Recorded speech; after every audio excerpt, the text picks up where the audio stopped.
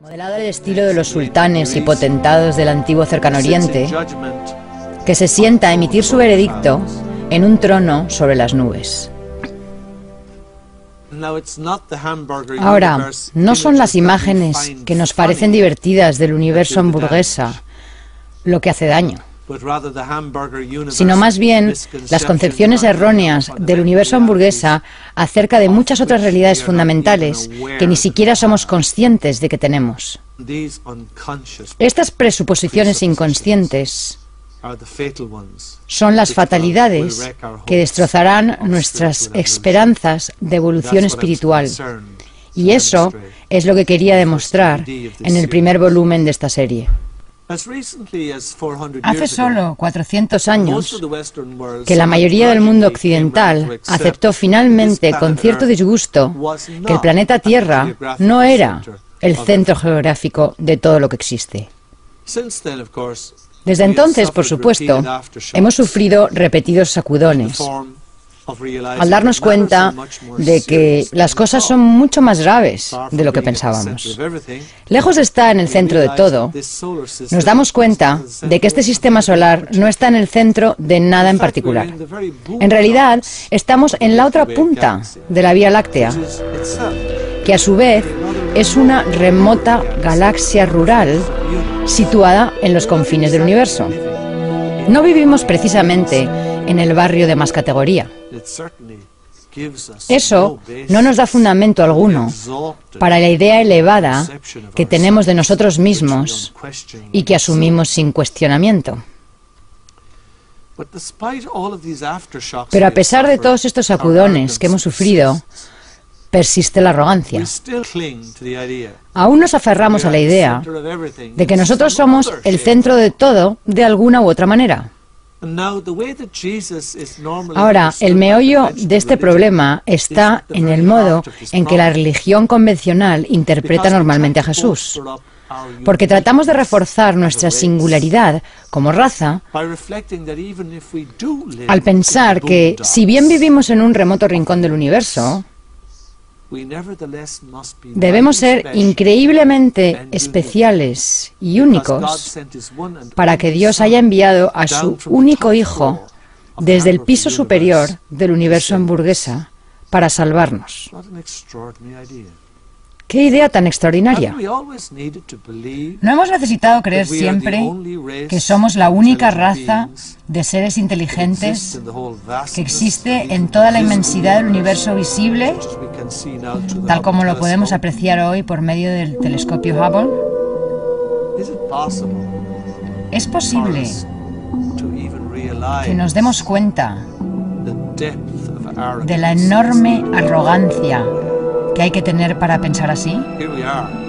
Aquí estamos, en lo más recóndito de la Vía Láctea, una remota galaxia rural, y nos hemos llegado a convencer de que somos los únicos seres que Dios pudo haber creado. Más aún, que hemos sido los únicos beneficiarios de la atención exclusiva de Dios desde que se creó la raza humana. Todo eso culminó cuando Dios envió a su único Hijo desde el piso superior del universo hamburguesa para salvarnos. ¿Salvarnos de qué? He estudiado todo esto con extremo cuidado y solo puedo deducir que de lo primero que necesitamos protegernos y salvarnos es precisamente del Dios despiadado del universo hamburguesa. Y si ese Dios despiadado no estuviese allí, dudo que necesitáramos ninguna salvación. O sea, ¿qué se puede decir de esta visión de las cosas? No se puede decir nada. Todavía creemos que estamos en el centro de todo. Así que tenemos esta increíble arrogancia proveniente de la necesidad de creer que somos muy importantes en el designio de Dios.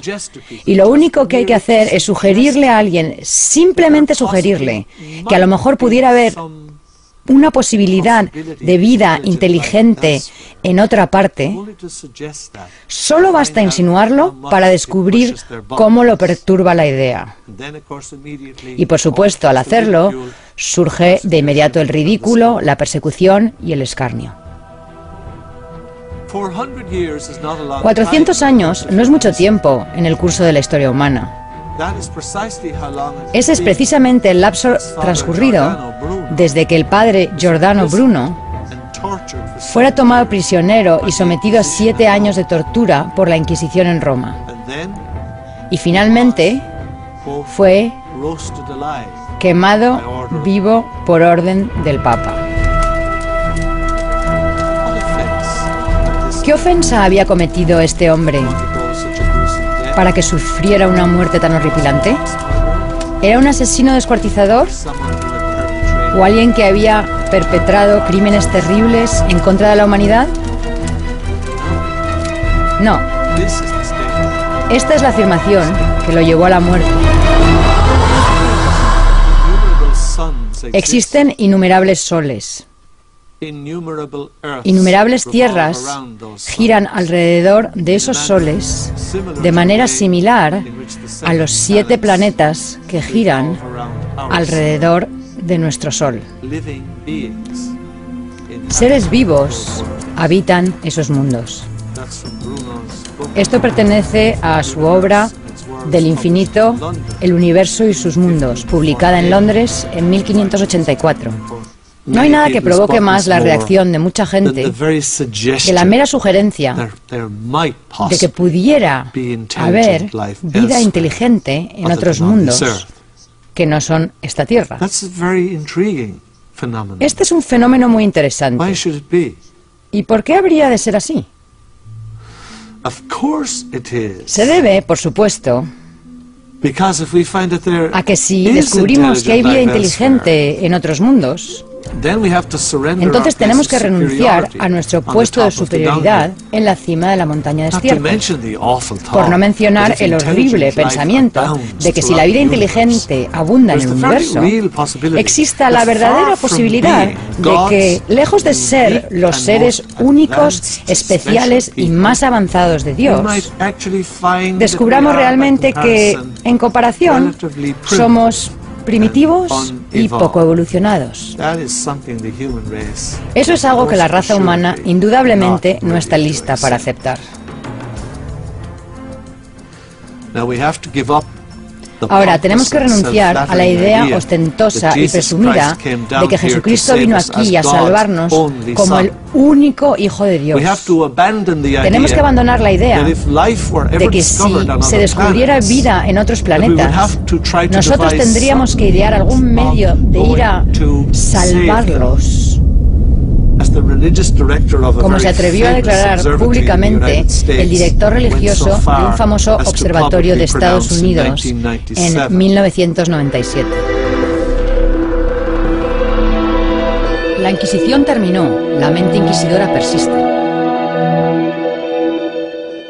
No, 400 años no es mucho tiempo en la historia humana.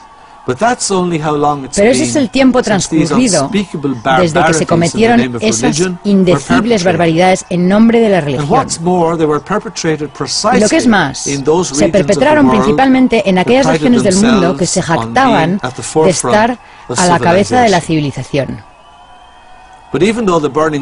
Sin embargo, aunque las quemas ya no se practican, lamentablemente persiste la misma mente inquisidora, que no ve nada de raro o erróneo en tratar de usar la fuerza para lograr la aceptación de su propia versión de la verdad.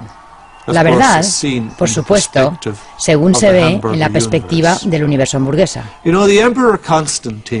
El emperador Constantino realmente estableció un muy mal precedente después del concilio de Nicea en el año 325, cuando accedió a la solicitud del bando teológico victorioso y condenó al exilio a aquellos obispos que no pensaban ni votaban correctamente con respecto al punto principal de su doctrina, es decir, quién fue Jesús en realidad.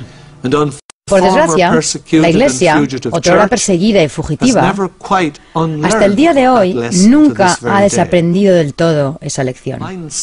Es la mentalidad de una doctrina a mano armada, que trata de forzar la adherencia a sus creencias por medio de la fuerza y las amenazas. Y al hacerlo, acaba en la situación bastante curiosa de predicar y practicar el odio en nombre del Dios del amor. Por fortuna, hoy en día ya no existe una hoguera en espera de aquellos que se atreven a tener un punto de vista distinto al de la mayoría. Pero por supuesto, hay otras formas de hoguera. Como lo saben muy bien todas las personas que han tratado de marchar al son de una música diferente, que inocentemente han intentado preguntar si esta o aquella afirmación puede ser una expresión de la verdad completa o no, o si necesitamos examinar las cosas en más detalle. Ah, sí, hay otra clase de hogueras. Y si te atreves a discrepar, ten por seguro que no entrarás en los niveles más altos de la teología y la filosofía. No, te atacarán de la manera más baja posible, con la esperanza muy astuta, pero en definitiva inútil, de que si te desacreditan, entonces no tienen que preocuparse por tu mensaje. Es la manera más fácil de todas. Y por supuesto, evade por completo la necesidad de evaluar cualquier prueba científica u objetiva que pueda haber. Algo que estas organizaciones normalmente se resisten a hacer. Estas son las consecuencias de la mentalidad del universo hamburguesa. La religión tiene grandes intereses creados en esa mentalidad. De hecho, la mentalidad del universo hamburguesa es realmente la mentalidad de la religión.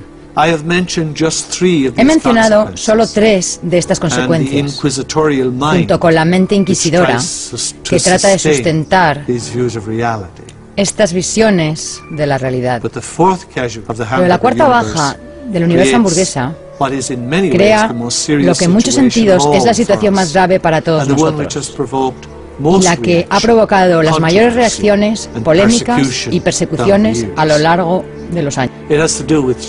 Tiene que ver con Jesús. Jesús, más que Dios aún, ha sido la víctima de la mentalidad del universo hamburguesa a lo largo de todos los siglos.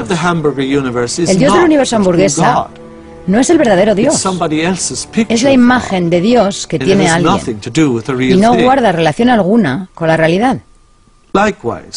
De la misma forma, la imagen de Jesús que nos han proporcionado durante todos estos siglos, desde la época de su misión, no es la del verdadero Jesús. Es un Jesús que ha sido manipulado y pulido para que cuadre con una multiplicidad de intereses.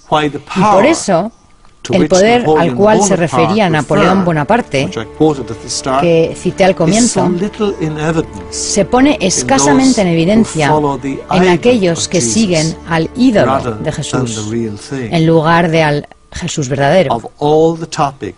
De todos los tópicos que despiertan la ira de la mente inquisidora, Jesús está a la cabeza de la lista. Y así es como las organizaciones religiosas durante milenios han inculcado imágenes muy distorsionadas de Jesús a sus congregaciones. Han sido cuidadosamente refinadas, editadas y manipuladas a fin de ceñirse a las necesidades de estas organizaciones religiosas en momentos particulares de la historia. Y aquellos que osaron decir que las cosas no fueron así, o la historia es mucho más que esto, han plagado el curso de toda la historia humana con sus cadáveres, sus encarcelamientos, sus desapariciones, su ostracismo, y han sido calificados de herejes a lo largo de los siglos. Aquel que decide proclamar algo acerca de Jesús que no esté políticamente de acuerdo con el statu quo del momento, es realmente una persona valiente y poco común, pues pensar erróneamente de Jesús se ha considerado siempre la peor herejía. Con esos antecedentes, en esta presentación, quiero ocuparme de 2 grandes cuestiones relacionadas con Jesús, que son de extrema importancia para nosotros hoy en día. La primera cuestión se refiere a la interpretación de Jesús y de lo que logró en su vida en la tierra que predomina en las religiones cristianas. Y la segunda cuestión tiene que ver con la polémica pregunta: ¿qué fue lo que sucedió en esos años perdidos de la vida de Jesús? Dado que el Nuevo Testamento no nos dice nada de más del 80% de su vida. ¿Cuál es la imagen más popular de Jesús que nos presentan las religiones cristianas hoy en día? Los sermones que se dicen en las iglesias y los himnos populares son un buen lugar donde empezar a investigar esto. La mayoría piensa que los sermones son demasiado largos, y generalmente lo son. Pero por largos que sean, normalmente se quedan demasiado cortos a la hora de hacerle justicia a la realidad de la que hablan. Por ejemplo, la creencia cristiana más devota hoy en día acerca de Jesús es de hecho bastante herética. Pues el cristiano promedio considera a Jesús un ser divino que de alguna manera pretendía ser humano, pero en realidad no lo era.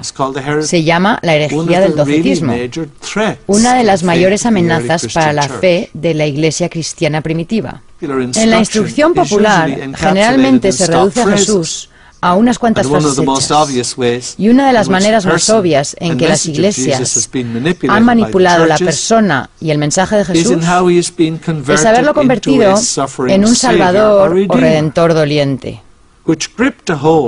Una idea que se apoderó de la imaginación cristiana desde el primer momento en que se impuso como parte de la realidad del Cristo. Él es el único Hijo de Dios que bajó a esta tierra por mí, enviado directamente por Dios como una especie de paracaidista. ¿Por qué? Para sufrir y morir en reparación por mis pecados. ¿Por qué? ¿A quién se le ocurrió esto? ¿Y qué tenía que ver con el verdadero propósito de Jesús? ¿Por qué la gente se imaginó a Jesús de esta manera? Tal vez porque, siendo un ser divino, podía soportar un sufrimiento más intenso que un ser humano corriente. Tal vez Dios estaba tan ofendido que únicamente el sufrimiento de un ser divino podía desagraviarlo de los insultos que había recibido de sus criaturas. Así que Jesús murió en la cruz a causa de mis pecados, según nos dice. Mi alma está bañada en la sangre del Cordero, derramada por mis ofensas. Su pasión me ha redimido. Me inclino a pensar que el más sorprendido de oír todo esto sería el mismo Jesús. Pero así es como lo muestra la película de Mel Gibson, La Pasión de Cristo. Y si bien la película es, en general, históricamente fiel a las fuentes conocidas, realmente soportó todo eso. Por desgracia, se equivoca completamente con respecto a cuál era el verdadero en ese propósito. Esta imagen del Cristo doliente, el Cristo con una corona de espinas, su rostro bañado en sangre, el Cristo que se tropieza y se cae camino al Calvario, y luego los clavos que le perforan las muñecas y los pies, la espada que le atraviesa el costado. Esta imagen de Jesús torturado es la única que existe para la mayoría de la gente en el mundo cristiano de hoy. Me quedé muy espantado, y yo no me espanto fácilmente, pero me quedé espantado cuando fui a Sudáfrica hace 11 años a dar una charla en el Parlamento para la Conferencia de las Religiones del Mundo. Y descubrí, con horror, que dentro de la fe cristiana hay más de 20.000 diferentes iglesias, denominaciones y congregaciones que en la actualidad afirman seguir el mensaje de Jesús. Muchas de ellas se consideran a sí mismas la única interpretación verdadera de ese mensaje. Y el Salvador doliente, por desgracia, se halla casi siempre en el corazón de ese mensaje. Pero, ¿se ha preguntado alguien alguna vez de dónde surgió todo esto? ¿De dónde proviene esta imagen del Cristo doliente? ¿Y por qué ha adquirido un protagonismo absoluto? ¿Cuánto tiene que ver con el verdadero Jesús que vivió y caminó sobre esta tierra hace 2000 años? ¿Fue sufrir lo que Él realmente vino a hacer? ¿O existe una explicación totalmente diferente que de ninguna manera le quita mérito a la magnificencia y a la grandeza de Jesús? Esta imagen del Redentor sufriente está tan entrelazada con el mensaje cristiano de hoy que es casi imposible pensar en el cristianismo de ninguna otra manera, o de hecho pensar en Jesús sin la sangre, la crueldad, la tortura y el sufrimiento. En eso lo han convertido. Y detrás, por supuesto, viene rápidamente la culpa y el menosprecio que surgen todos nosotros, pues a todos se nos ha enseñado que fuimos nosotros quienes causamos eso. Jesús cargó con nuestros pesos, con nuestras culpas y con el castigo que nos merecíamos. Y vean el resultado. Jamás se nos permite olvidar la culpa y el remordimiento que debemos sentir. Y por todo el Internet se encuentran artículos que mantienen esas imágenes grabadas en nuestra mente desde la cuna hasta la tumba. Ropa de bebés, gorras de béisbol, cuadernos escolares, tazas de café y hasta mantas para perros. Jesús cargó con nuestro peso, con nuestras culpas y con el castigo que nos merecíamos. Y he aquí el resultado. Si yo creo que he sido la causa del enorme sufrimiento de Jesús, ya que Él ha llevado mi carga sobre sus hombros, inmediatamente voy a sentir una gran sensación de culpa y falta de estima. Y por desgracia, ese es el elemento predominante en la mayoría del sentimiento religioso actual. Y es también el mayor obstáculo que tenemos todos los que seguimos a Jesús a la hora de reproducir en nuestra propia persona ese poder del que hablaba Napoleón Bonaparte. Ahí reside la causa del éxito descomunal que han tenido todas las empresas religiosas a lo largo de los siglos.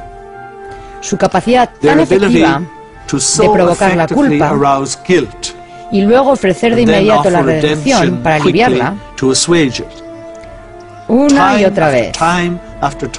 Y así continuamos en una montaña rusa emocional interminable. Desde la culpa y el pecado nos elevamos hasta la redención para enseguida caer en picada y hundirnos en la culpa y la pena. Otra vez, no vaya a ser que nos durmamos demasiado en los laureles. Esta es la imagen representativa de Jesús que se comercializa con más éxito en la actualidad y es la nota que caracteriza al cristianismo existente en la tierra en este momento. Del Génesis a Yom Kippur. Ahora, ¿alguien se ha preguntado alguna vez dónde se originó todo esto? ¿Cómo ocurrió? ¿Cómo es que la religión llegó a vincularse tan inextricablemente con la culpa y el sufrimiento que hoy en día es casi imposible pensar en el cristianismo de ninguna otra manera? No es difícil ver cómo ocurrió, pero sucedió hace tanto tiempo que ya se considera parte de la revelación original y por lo tanto incuestionable. Volvamos rápidamente atrás en la historia del judaísmo y del cristianismo para ver cómo surgió este Jesús doliente y bañado en sangre junto con la culpa que surge en ustedes y en mí al contemplarlo. Se remonta al mismísimo comienzo de las escrituras judeocristianas, al jardín del Edén, cuando los primeros padres, Adán y Eva, fueron colocados por Dios en un estado de bienaventuranza. El libro del Génesis nos muestra a nuestros primeros padres, el hombre y la mujer, Adán y Eva, en un estado de dicha absoluta. Aparentemente son inmortales, no padecen de penas, males ni enfermedades, y todo es justo como debe ser. Sin embargo, había una advertencia. Habían recibido el mandato de Dios de no comer del fruto de determinado árbol, el árbol del conocimiento del bien y del mal. Uno se imaginaría que, en vez de prohibir que investigaran el conocimiento del bien y del mal, Dios habría deseado que sus criaturas evolucionaran en sabiduría, conocimiento y entendimiento.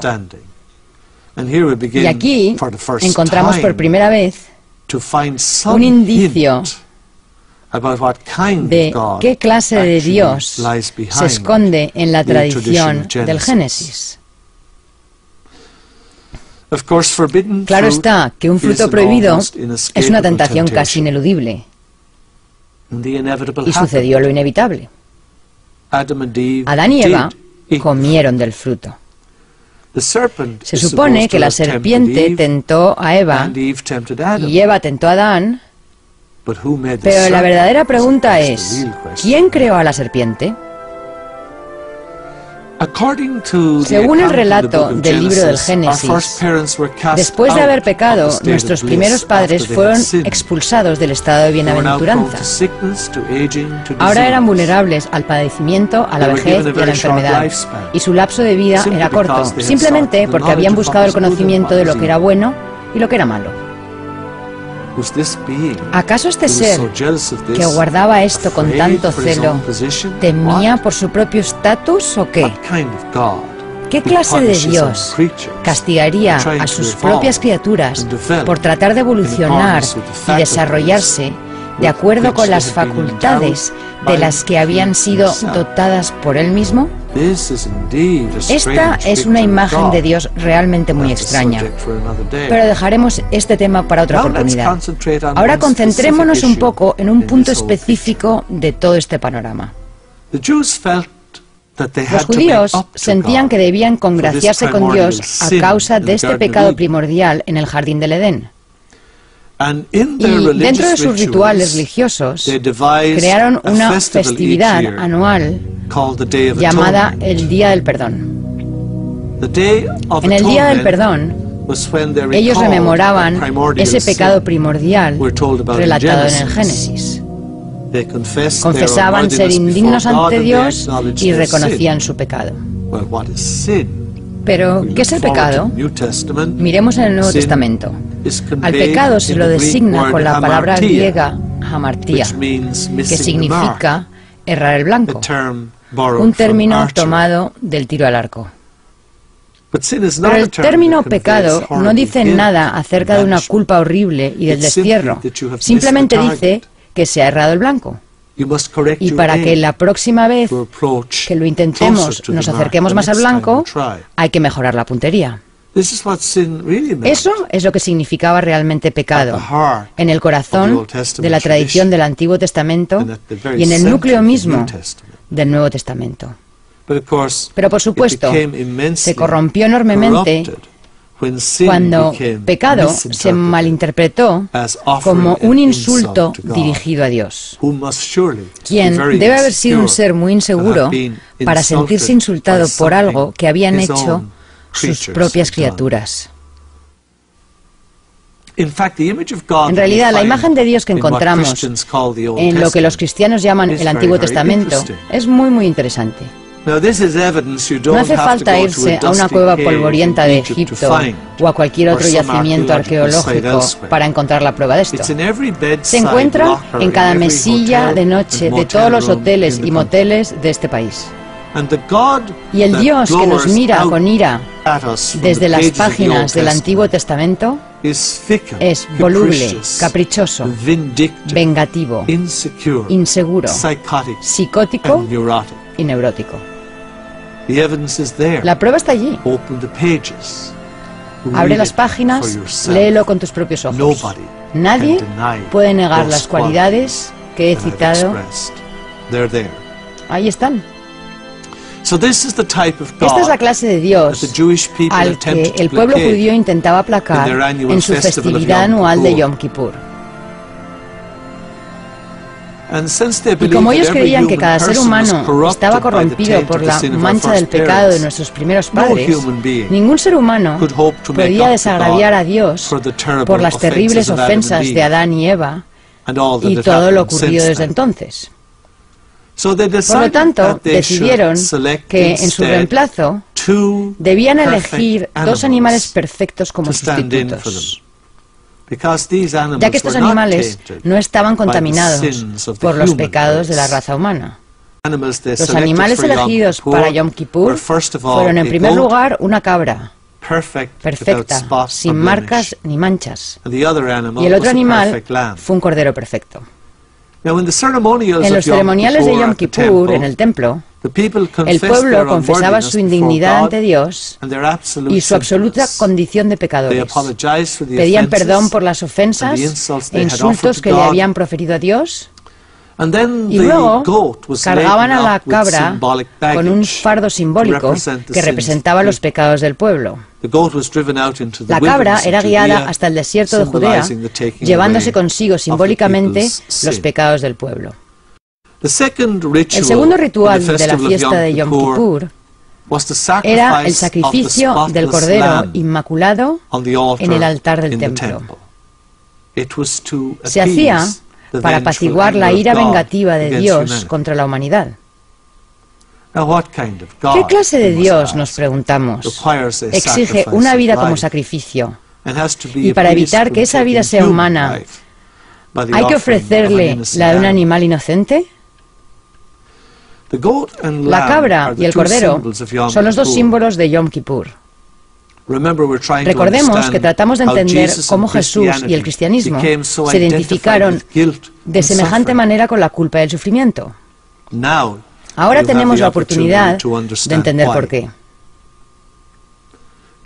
Pongámonos en el lugar de los apóstoles de Cristo. Habían pasado 3 años con Él. Lo vieron caminar sobre el agua, multiplicar los panes y los pescados en el lago de Galilea y alimentar a 5.000 personas.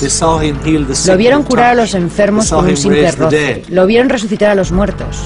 Lo escucharon predicar un mensaje de libertad y liberación que iba mucho más allá que las versiones del Dios que habían conocido, anticuadas y condicionadas al tiempo. ¿Qué iban a pensar de ese hombre? ¿Qué podrían decir de él? ¿Cómo podrían contar su historia y hacer justicia al ser que él fue? ¿En qué imágenes?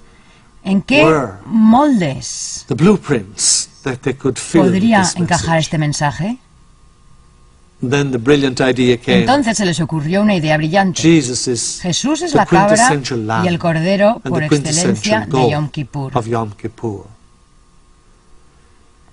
Él es quien ha hecho que ya no sea necesario repetir esta ceremonia todos los años. Él es quien lleva la carga de nuestros pecados sobre sus espaldas, emblemáticamente, de una vez y para siempre. Está hecho, está consumado. Es a Él a quien se sacrifica en el altar de la cruz para satisfacer la sangrienta venganza de Dios y la deuda con Satanás que han recaído sobre la raza humana. Nuevamente nos preguntamos, ¿qué clase de Dios exigiría esto? ¿O permitiría la existencia de un Satanás? Muchos culpan al emperador Constantino de que el cristianismo tomara el rumbo equivocado en el concilio de Nicea en el año 325. Pero yo les aseguro que el daño se produjo 3 siglos antes de que Constantino respirara por primera vez.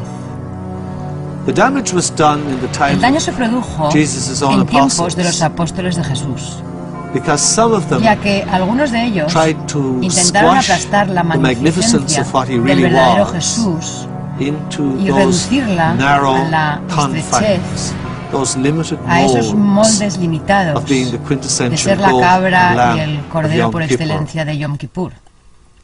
Y fue en esa misma época, muy temprano, que a Jesús se lo vio por primera vez como un Salvador y un Redentor que vino a interceder y a intervenir entre la venganza de Dios y nosotros, en auxilio de una raza humana que necesitaba ser rescatada. culpa y la redención impulsan los motores de la religión. Y por supuesto, el problema creció con el paso de los años y hoy en día es muy difícil pensar en Jesús o pensar en el cristianismo como una totalidad, dejando a un lado el Salvador doliente y sin pensar en la culpa que sentimos como raza, que constantemente tiene que congraciarse ante la mirada de Dios. Esa es la esencia de la mayoría de las religiones de la actualidad. Es lo que mueve los motores de la religión, pero definitivamente no es lo que el verdadero Jesús fue y es. Y por eso digo que de todas las bajas que causa la mentalidad del universo hamburguesa en la actualidad, la más grave es la relacionada con nuestra manera de entender a Jesús y Cristo. Fue uno de los seres más magníficos que han pisado esta tierra. Pero lo más importante es que fue el portador de un mensaje sublime para nuestra propia evolución. Y esto se ha perdido en las deformaciones que él y su mensaje han sufrido indefectiblemente a lo largo de los siglos. Cada cual ve a Jesús a través de sus propios ojos. Cada cual interpreta a Jesús a la luz de sus propios problemas. Jesús ha sido la baja más importante. Pero hoy en día, el verdadero mensaje de Jesús es para nosotros más relevante y más liberador que nunca. Y sin embargo, lo que recibimos hoy es una caricatura minimizada, encogida y censurada del ser que Él fue en verdad. Las iglesias del Occidente siempre han considerado que la esencia de la obra de Jesús ha sido salvarnos de Dios o de Satanás y, entre tanto, recibir un castigo terrible como consecuencia. Las iglesias del Oriente se acercan más al blanco, porque siempre han considerado que la obra de Jesús consistió en generar en nosotros un proceso de divinización, un proceso de convertir nuestra simple humanidad en divinidad. Eso se acerca mucho más al blanco. Me he embarcado en este largo discurso para intentar darle un cierto sentido a lo que Nicholas Notovich y sus pergaminos, al igual que la gente que creyó en él, tuvieron que soportar. Tanto ridículo, tanta represión. Quiero decir, ¿cuántas personas hoy en día han oído hablar de la existencia de sus pergaminos, que salieron a la luz solo hace 100 años y se divulgaron por todo el mundo de habla inglesa y francesa? ¿Cómo es que han desaparecido totalmente del mapa, al punto de que solo unas pocas personas en la actualidad han oído hablar de ellos? ¿De dónde surge el gran engaño?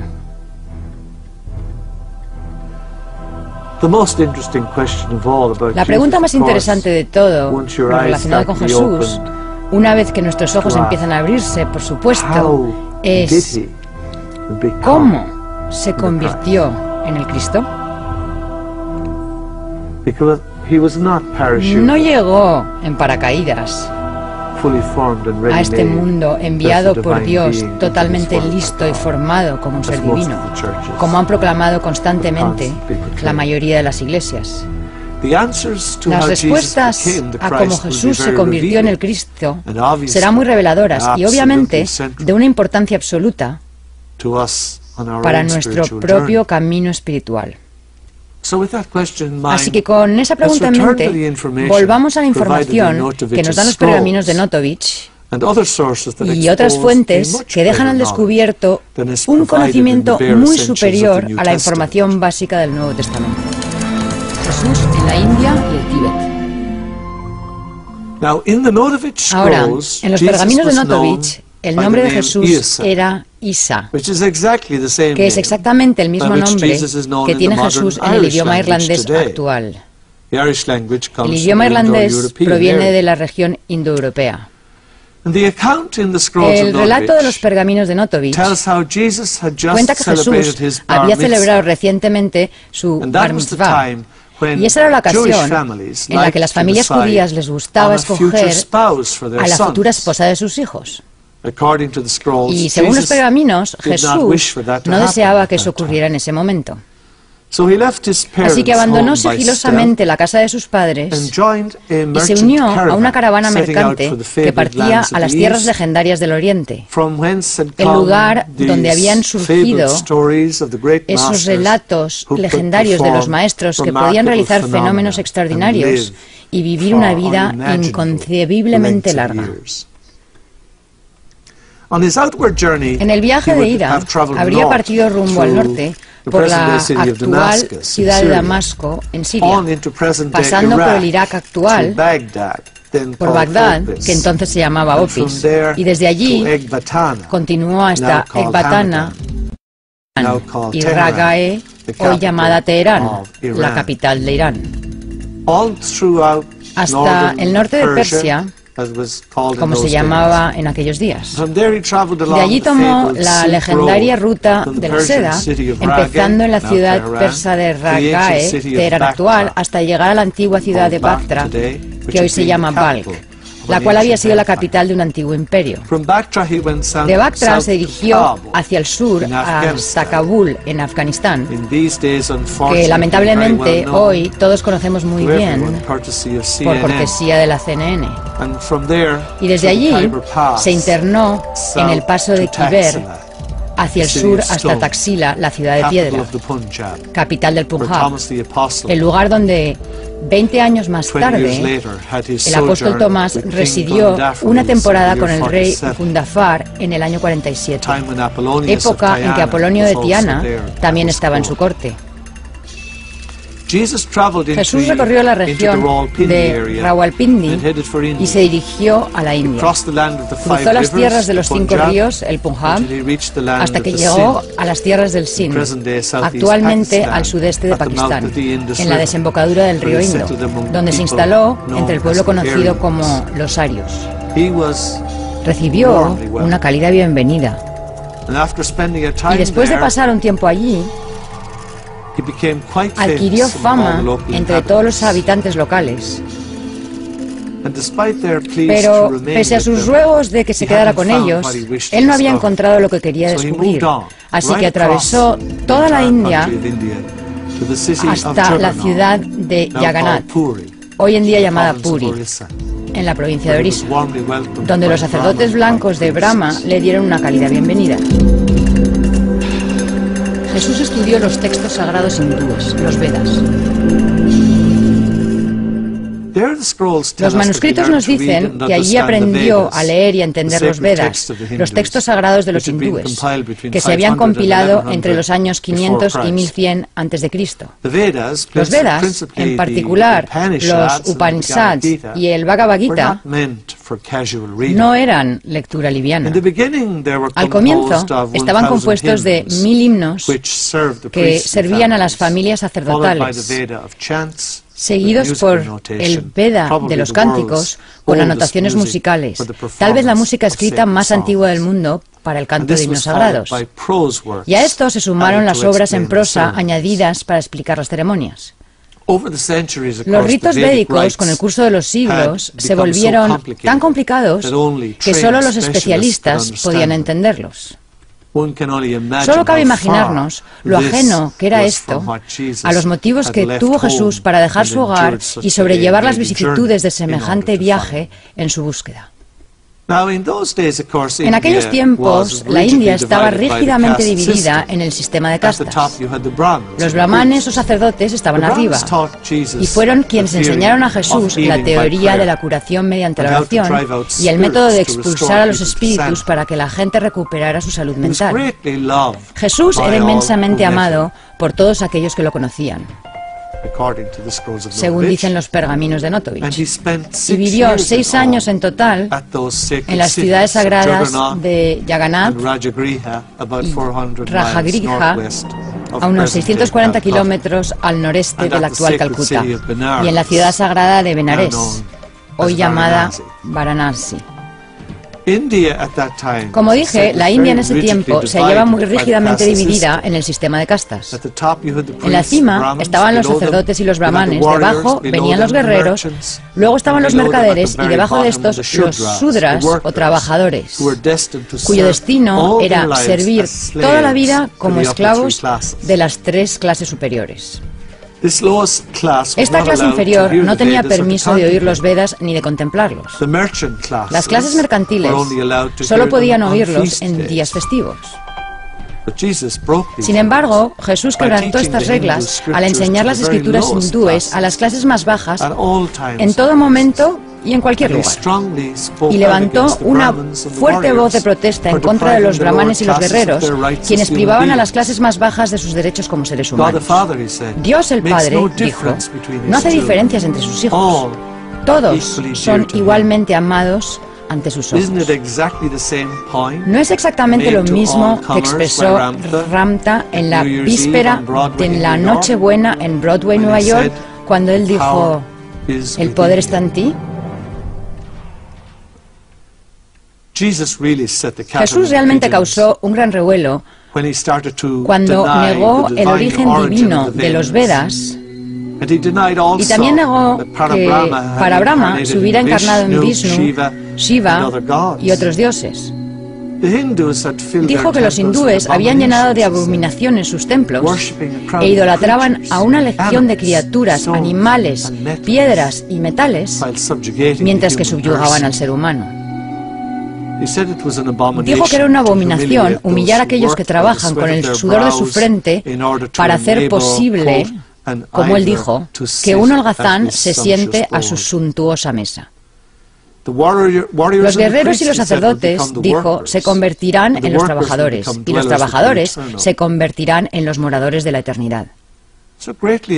De modo que, muy animados por esto, las clases bajas, los mercaderes y los trabajadores, preguntaron a Jesús cómo deberían orar.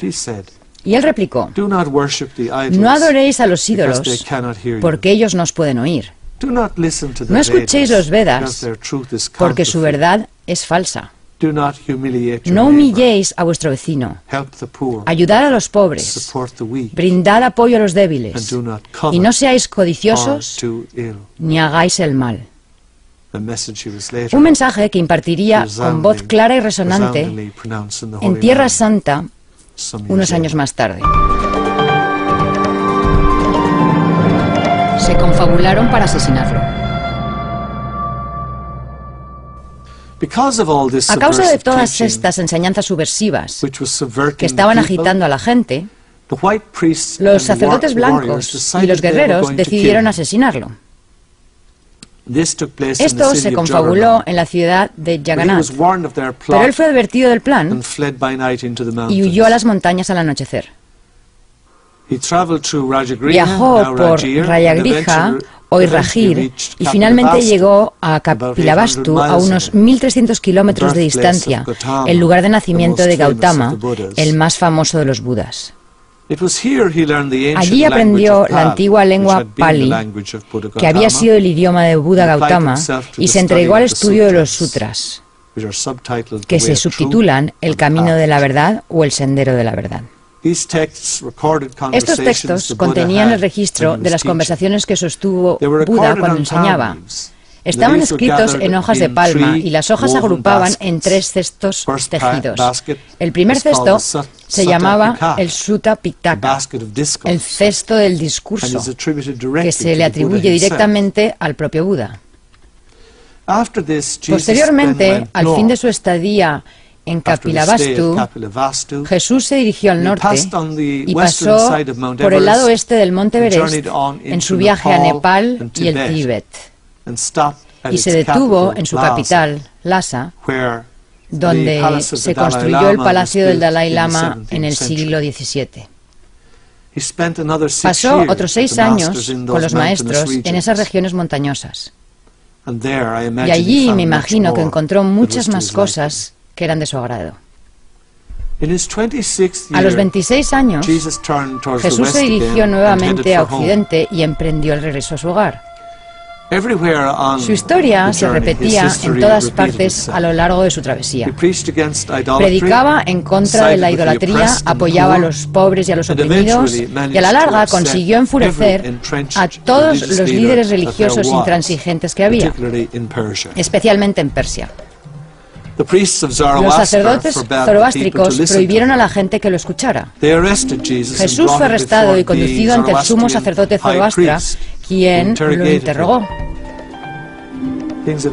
Con el tiempo, las cosas llegaron hasta tal punto que una noche los sacerdotes zoroástricos lo arrojaron al desierto cerca de una guarida de bestias salvajes, en espera de que fuera devorado, pero escapó ileso. Finalmente llegó a su tierra natal a la edad de 29 años. Había estado ausente durante tanto tiempo que nadie lo reconocía ni sabía quién era. Los sacerdotes y los sabios judíos estaban llenos de admiración por sus enseñanzas.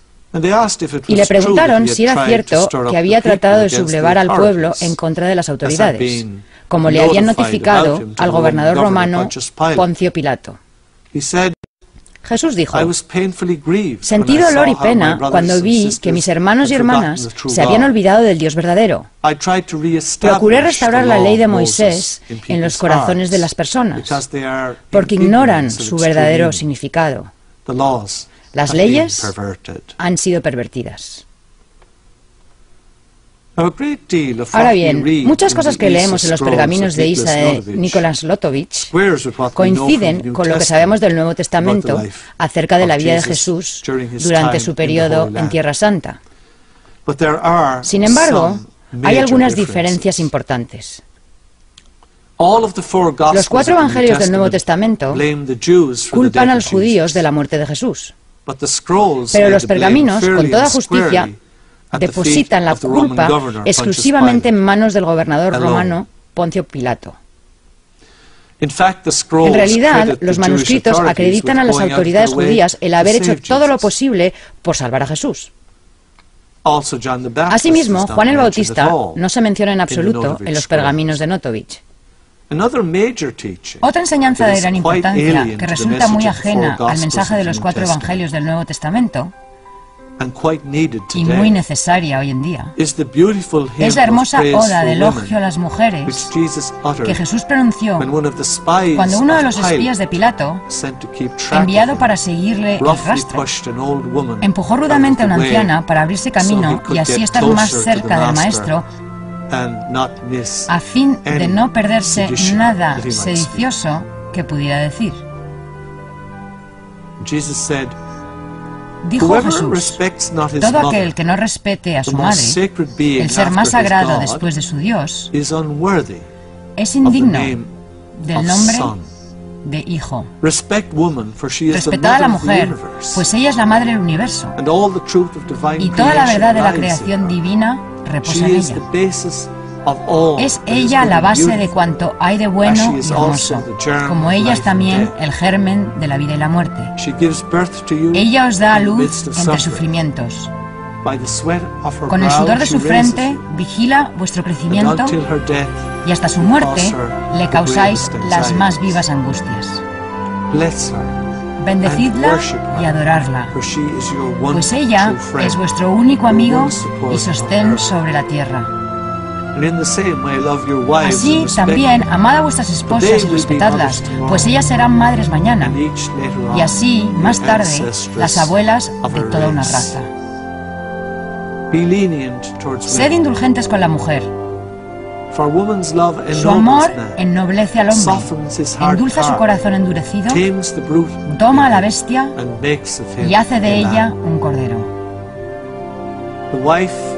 La esposa y la madre son tesoros inestimables que Dios os ha concedido. Proteged a vuestra mujer para que ella os pueda proteger, así como a toda la familia.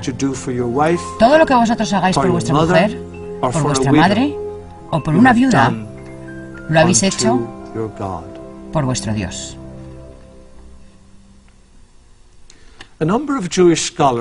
Algunos estudiosos judíos han venido argumentando que los evangelios del Nuevo Testamento eran en realidad documentos gentiles u occidentales en cuanto a su formulación y orientación.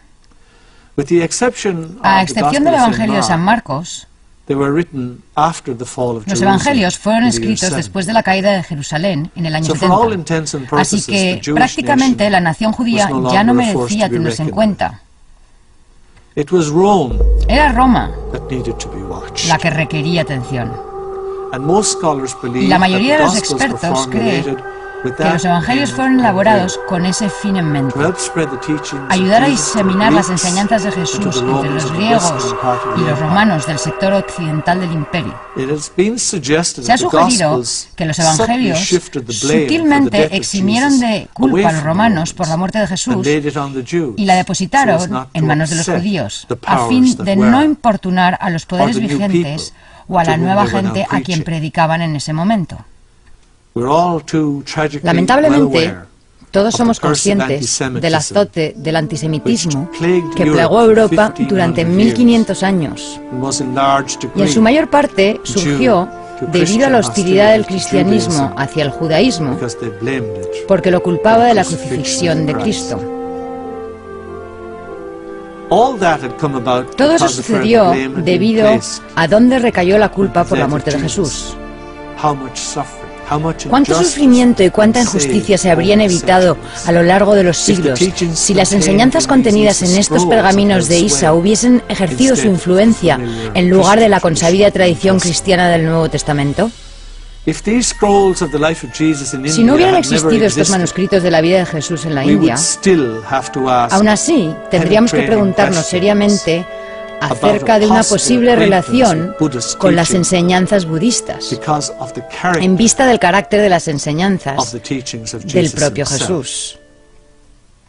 Nadie puede negar que el Dios del Antiguo Testamento es severo y vengativo. Sin embargo, el Dios acerca del cual predicaba Jesús es totalmente diferente al Dios de la tradición judía, a la cual pertenecía el propio Jesús.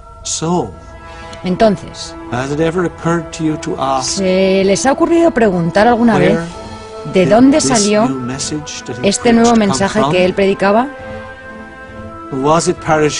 ¿Llegó en paracaídas junto con Jesús, enviado del cielo directamente por Dios, como sostendrán los devotos de la mentalidad del universo hamburguesa?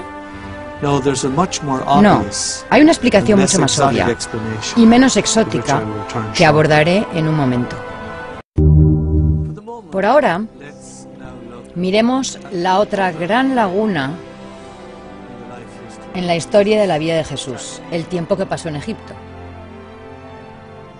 Ahora, Egipto ya había dejado atrás su época de grandeza en tiempos de Jesús, pero seguía siendo un lugar extremadamente interesante en lo místico, lo esotérico y lo espiritual.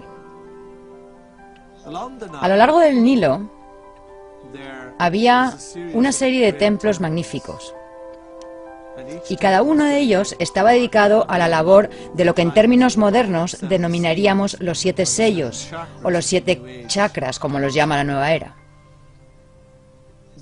Esta labor consistía en abordar progresivamente todo lo relacionado con cada uno de los sellos. Ahora, el sello de la base, el sello inferior, ubicado en el área genital, tiene que ver con todo lo relativo a la procreación.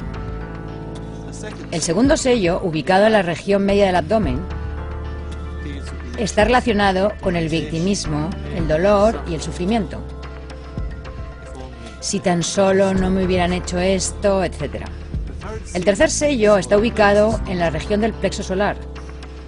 Es el sello del poder, el sello de los tiranos cuando se abusa del mismo. Pero por supuesto, las víctimas necesitan de los tiranos y los tiranos necesitan de las víctimas. Esos dos temperamentos tienen una buena relación simbiótica. Entonces, regresando a los templos de Egipto. El segundo templo es el más fácil de describir en poco tiempo. En realidad, era un doble templo. Había un santuario dedicado a Sobek, el dios cocodrilo, símbolo del yo inferior. Y justo al lado había otro santuario dedicado al dios Horus, el símbolo del yo superior.